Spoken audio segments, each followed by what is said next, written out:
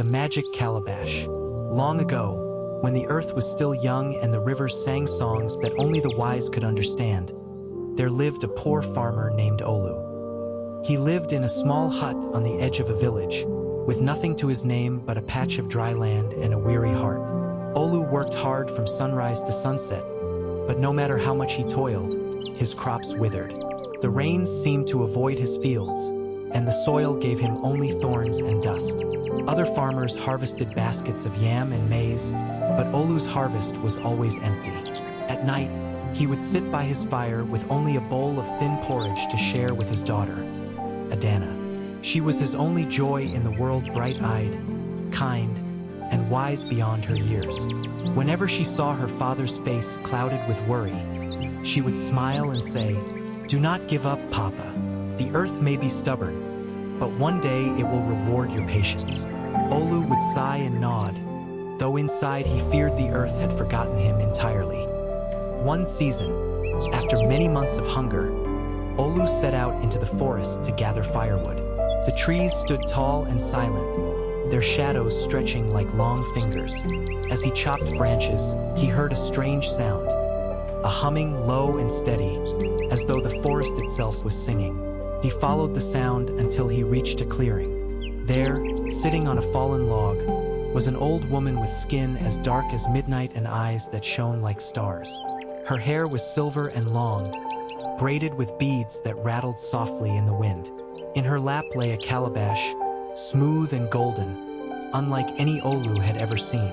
The old woman looked up as he approached. "Farmer," she said, her voice carrying both gentleness and power. "Why does sorrow sit so heavily on your shoulders?" Olu bowed respectfully. "Mother, my land is barren, my belly is empty, and my daughter suffers with me. I work, but the earth has closed its hand against me." The old woman studied him carefully, then nodded. "Your heart is honest, and your struggle is true. Take this calabash." She held it out to him. Its surface glowed faintly, as though it held sunlight within. "This is no ordinary calabash," she continued. "When you place it on the ground and speak the words, it will give you what you need. But remember, greed will turn its blessing into a curse." Olu took the calabash with trembling hands. "Mother, how can I ever thank you?" The woman only smiled. "By using it wisely." And with that, she vanished into the shadows of the forest. That evening, back at his hut, Olu placed the calabash on the floor. His daughter Adana watched with wide eyes. "Papa, where did you get that?" "From a woman of the forest," he whispered. "She told me it was magical."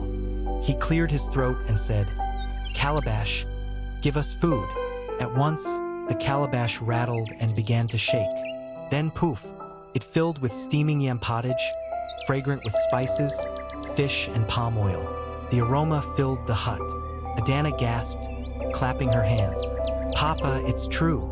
They ate until their bellies were full, something they had not felt in many months. That night, Olu lay awake in awe, the calabash glowing softly by the fire. It wasn't long before the village began to notice changes in Olu's household. Once thin and weary, Olu and Adana now looked strong and well-fed. Smoke rose from their cooking fire every evening, and the scent of good food drifted through the air. One day, a neighbor named Kofi came by. Kofi was a wealthy man, but greedy and suspicious by nature. He narrowed his eyes at Olu's pot of soup and said, "Olu, how is it that your land still looks barren, yet your stomach is full? Have you been hiding riches all this time?" Olu hesitated. He remembered the old woman's warning. But Kofi pressed him, and Olu's honest heart betrayed him. "I have nothing of my own," he admitted. "Only a gift from the forest, a magic calabash that gives me what I ask." Kofi's eyes gleamed with envy. That night, he crept into Olu's hut while father and daughter slept. Quiet as a shadow, he stole the calabash and hurried back to his home. In his hut, Kofi placed the calabash on the ground and whispered, "Calabash, give me food." The calabash obeyed. It filled with roasted goat, golden plantains, and sweet palm wine. Kofi devoured it greedily, laughing to himself. But soon his appetite grew larger than his belly. He wanted more gold, cattle, servants. So he commanded, "Calabash, give me riches beyond counting." The calabash rattled and shook. At once, gold coins spilled out, jewels tumbled across the floor, and silks appeared in heaps. Kofi danced in delight, yet he did not stop. "More, more," he demanded. The calabash rattled again, but this time it grew darker, heavier. Suddenly, snakes slithered out of its mouth. Scorpions crawled onto the floor. Smoke poured into the room, choking the air. Kofi screamed, trying to push the calabash away, but the creatures swarmed him. By morning, his hut was empty, and Kofi was never seen again. The villagers whispered that his greed had devoured him. When Olu discovered the calabash missing, he feared the worst. But days later, he found it lying outside his hut once more, as if it had returned home by itself.